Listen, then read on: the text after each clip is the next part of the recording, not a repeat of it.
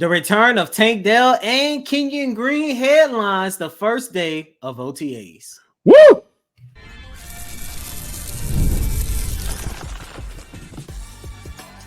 You are Locked On Texans, your daily podcast on the Houston Texans. Part of the Locked On Podcast Network, your team every day. Welcome in, everybody, to this Wednesday episode of the Locked On Texans podcast, a part of the Locked On Podcast Network, your team every day. We are here to talk OTAs, the first day of voluntary OTAs. That's going to be fun. I'm your Texans football analyst, John, some sports guy Hickman. On the other side of the screen, Texans credential media member, Sports Illustrated's own Cody Davis. Yes, sir. Thank you to all of our first-time listeners and viewers. Please, we got 3 requests as you come on into the house and sit down. Subscribe, like, and comment to the Locked On Texans podcast on YouTube and wherever you get your podcasts. Listen to your podcast, view your podcast. Follow us everywhere. Subscribe us everywhere. Just like our returning listeners has. You guys have been amazing. We really appreciate you. Thank you for coming back and listening to Cody and myself continue to talk Texans. Cody, Tuesday, you were out there for day 2 of voluntary OTAs. Day 1 for media. We got a lot of different highlights. We got John Metchie looking good. Nico Collins, rinse and repeat. He still looks like he's going to be a number 1 receiver for this team. Kenyon Green looks a little slim. Before I get to you, Cody texted me, right? And I had to post it on Twitter before I give it to you. But Cody texted me and was like, Green done lost weight. No more baby fat talk about Kenyon Green. But there was a lot of takeaways from day 2 of OTAs. Cody, take it away. Let's get into the biggest of the day. And the biggest of the day was basically who was in attendance at OTAs. First and foremost, John, listeners and viewers, man, it just felt really good walking into voluntary OTAs. And majority, the entire team is there at practice. No holdout, no, they're not going to show up until they sign a contract or none of that stuff. None of that foolishness was taking place with the Houston Texans. The only players who were not in attendance were Stephon Diggs, Laramie Tunsil, Shaq Mason, Titus Howard, and Danielle Hunter. However, even though they were not at the viewing portion of OTAs on Tuesday, majority, if not all, every single one of those guys has been with the Houston Texans throughout this entire offseason, especially Stephon Diggs. And later on in the week, we'll talk about, some early thoughts on Stephon Diggs, because I had an opportunity to ask Coach D'Amico Ryans about how has it been for him to have an opportunity to try to get him acclimated into everything with the Houston Texans. However, John, listeners and viewers, the biggest takeaway of all was the return of Tank Dell. Literally 25 days after he was one of 10 people who was shot at a Florida nightclub, Tank Dell made his return back to NRG Stadium, man. And first and foremost, man, and I'm not saying this as a reporter, as a fan or whatever the case, man, at the end of the day, man, God is good, man. Because, just knowing what I know from Tank Dell, having an opportunity in the midst of developing a relationship with him, man, it's just so good just to see that first and foremost, just from a human element side of things, that he is okay. But the best part about watching Tank Dell make his triumphant return was the fact that, look, first and foremost, he wasn't out there on the field walking around, running routes with a noticeable limp.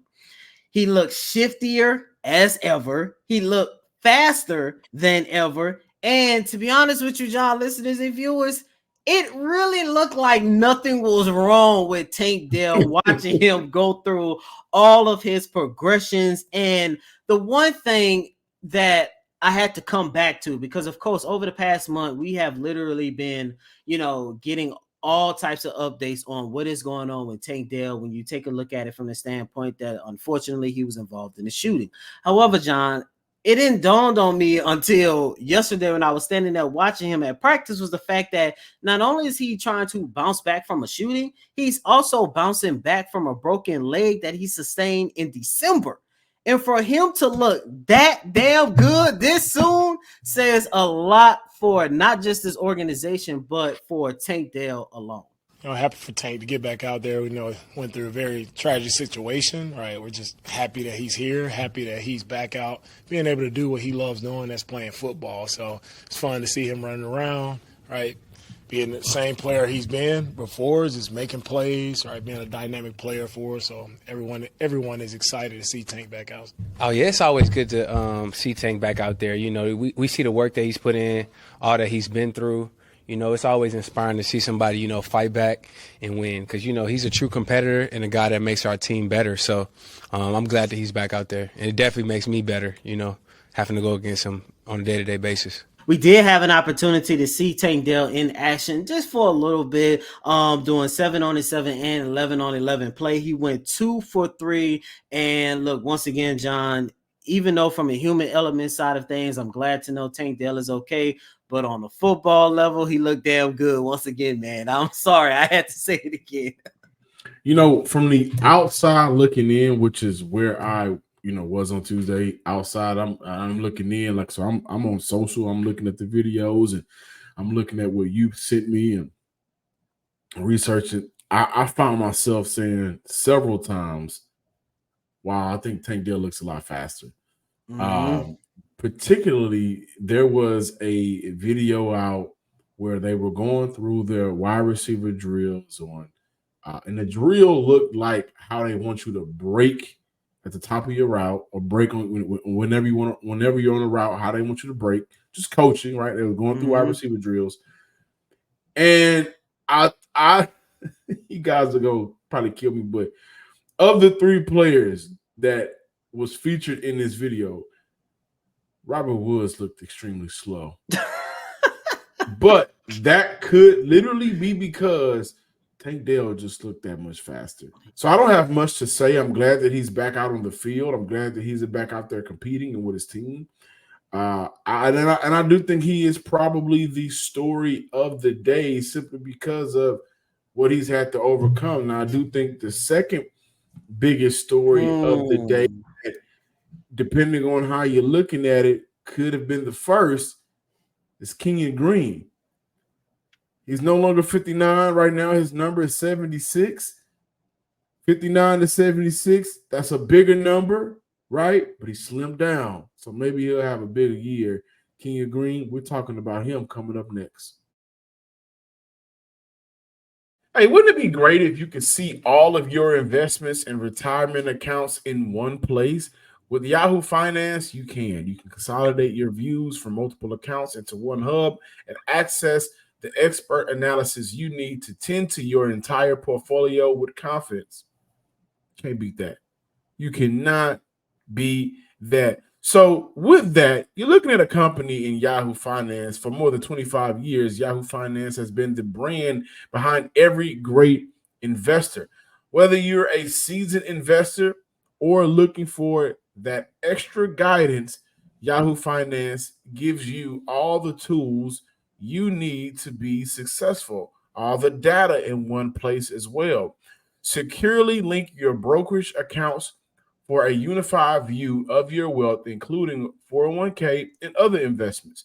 A comprehensive perspective is what sets apart great investors, and now Yahoo Finance ensures you have the insight to look at your wealth in its entirety very easy.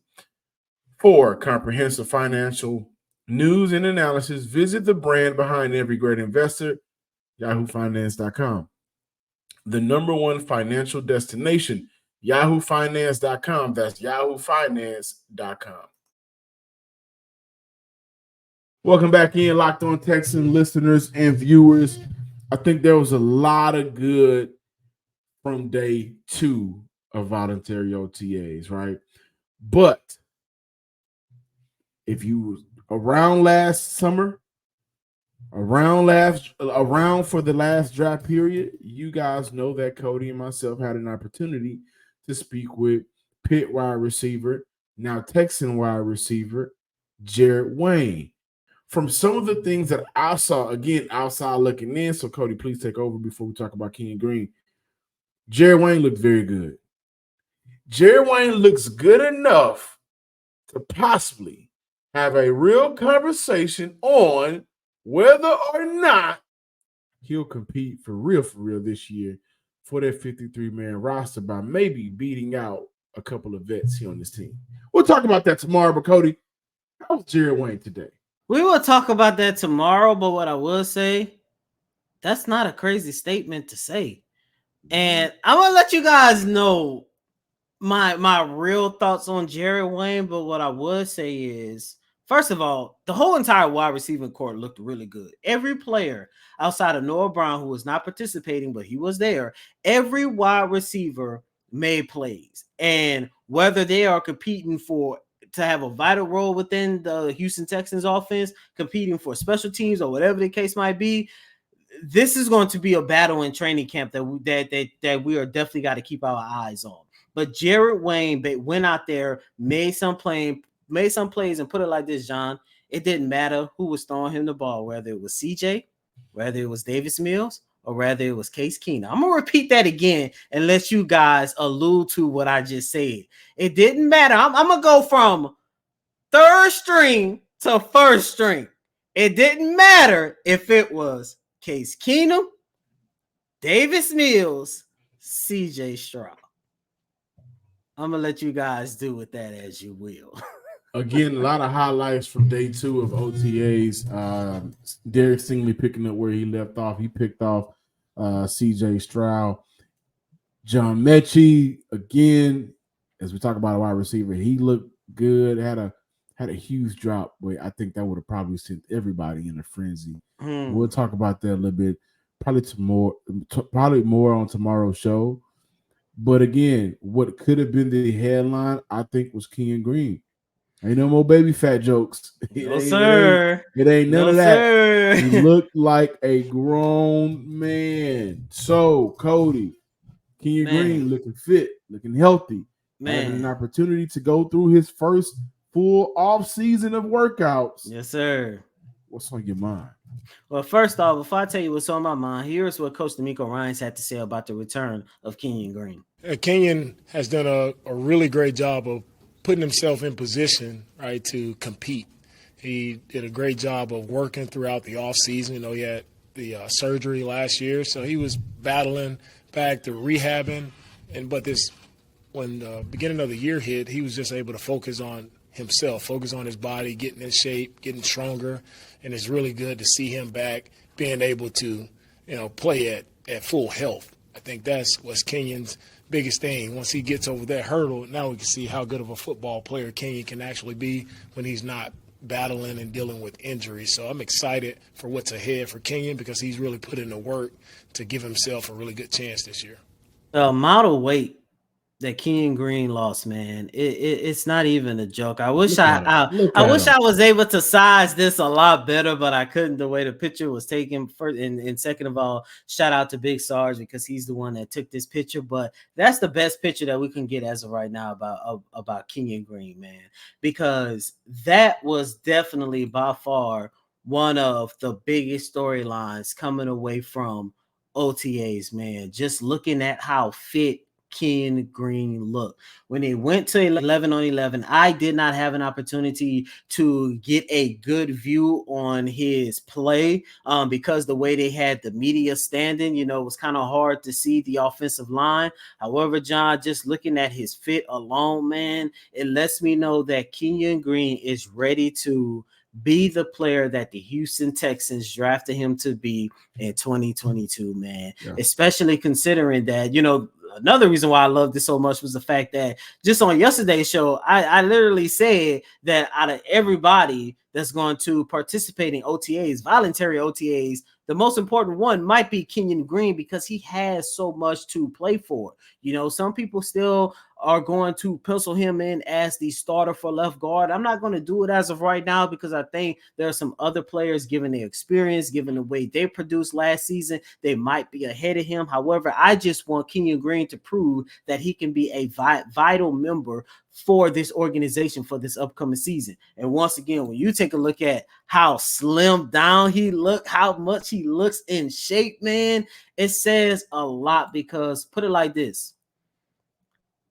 If the talent transition to the way the body has transitioned, I think Kenyon Green is definitely in store for a phenomenal season. Yeah, and with Green, what's held him back. You can always point to his rookie year and how bad that stretch of games was. But what I think has held him back the most is not going through full off-season workouts. That's been his issue since entering the NFL. And so now you're looking at a guy that got himself together.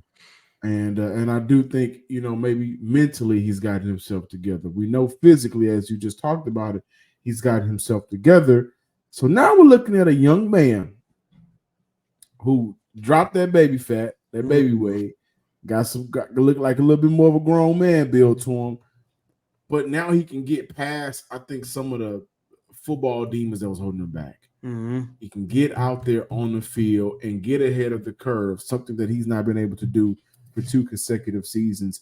And I think for Houston, man, to kind of bring it back around, for Houston, if he does pan out for them this year, you're looking at a situation where they have a tremendous amount of depth, and they have it with guys that are on their rookie contracts. So if anything goes wrong, you got guys that can step in and be impactful, productive players. But the one thing I want to say is I'm just happy for the young man. I think this is his do or die season, and you love to see him getting an opportunity for himself to get out there and be competitive in his do or die season. I can't wait till I'm able to see him at practice during camp, because I really believe, and I've been very hard on the young man, but I really believe he's going to have the fight of his life to prove I am a Houston Texan. You guys drafted me in the first round for a reason, and damn it, I'm going out swinging. Welcome back in, Locked On Texans listeners and viewers. So John Mechie burnt Jeff Okudah Tuesday. He dropped the pass. And by the way, because I saw some of the tweets, this is Jeff Okudah's second day out here with the Houston Texans. He's figuring it out, right? I wasn't there. I don't know if that was a cover 2 man or a cover 3 or maybe a cover 9. I don't know what the coverage was. I don't know any of that. But I don't think we need to rush and say, oh my gosh, we need to go hurry up and find another cornerback right now. The drop pass by John Mechie, that pass was a beautiful pass. No, it wasn't. It is a difficult catch. CJ put that pass on the outside of his shoulder in the end zone, so it made him adjust, because Jeff Okudah, I believe, is still, 6'2", 6'3", super athletic. If he wanted to if that was a real game, and if he wanted to make a play on the ball, maybe he could. But CJ put that ball to where only his receiver can get it. I'm not mad at the pass. I'm not mad at the drop. You want to see him come down with that, get that confidence rolling? Maybe in the future he will. But that is a hell of a catch to make. It's difficult. We've seen some of the betters of our receivers drop that pass. So slow down on the John Mechie is a bust. Slow down on the, oh my gosh, Jeff Okudah ain't worth it talk. It's only day 2, guys. Man, look, whatever, man. I was there and I watched that ball come out of CJ's hand. I don't want to say that it was CJ's fault, but by the time it reached the pinnacle in the air, I'm not going to lie, John, and I saw it with my own eyes. The wind messed up the ball and it made it be wobbly on the way down. I was standing right there when it happened. I wasn't even recording. I was standing right there. That's why I say I don't want to knock John Mechie too much for dropping that pass, because look, I get it. The number one rule when you're looking at a wide receiver is if the ball is in your hands, you have to catch it. I get all that. But as you mentioned, hell of a throw, but at the pinnacle of the release, The wind messed it up, and that's when that ball started being a little wobbly. I think if CJ had an opportunity to keep that same spiral that he originally released it with, then maybe it would have been a little bit more catchable for John Mechie. However, I don't want to focus on CJ Stroud because we already know what kind of hell of a quarterback he's about to be in year 2. I don't want to focus on John Mechie. I kind of want to focus more so on Jeff Okudah because John Mechie did beat him on the in route. And I'm not going to say it's concerning or anything like that because, look, at the end of the day, this was the second day of OTAs, the first day that the media has been out there. And not only that, they was playing, I think that drill came doing 7-on-7, if I'm not mistaken. And regardless of what takes place, none of it is contact right now. So you got to also keep that in mind. But look, we had an opportunity to get our first look at Jeff Okudah and CJ Henderson. Both of those guys had an opportunity to line up with both the first team and the second team, and both of those guys had both good and bad moments, especially CJ Henderson, because CJ Henderson did have an opportunity to break up the first pass attempt between CJ and Tank Dell. That was really good. And then I think my favorite defensive player, one of my favorite defensive plays of the day, came when CJ Henderson had an opportunity to make a play on the ball that was about to be a really good, impressive catch between, I think that was Davis Mills to Xavier Hutchinson. But look, both of those guys, first impression, man, is definitely going to come down between a quote-unquote starter opposite of Derek Stingley, who had a really good day, by the way. I'm gonna save my thoughts on Derek Stingley. I don't want to say it just yet, but both of those guys had both good and bad moments, and this is what Coach D'Amico Ryans had to say about both of those guys. What stood out most to me about Jeff and CJ is you see elite movers, right? You see why these guys were top 5 picks, right? They have the movement skills. They're big, fast, long corners that can run with anybody, right? And they've, had some ups and downs in their career. This is their third team, right? And short careers. But as I told those guys, man, I don't care what happened in the past. You can wipe the slate clean. It really doesn't matter. Like, how can you come out and help us? And they've both they've been here every day of the off-season program, and they've done a great job of being dialed in the meetings and on the field as well. So I'm super excited to work with both guys.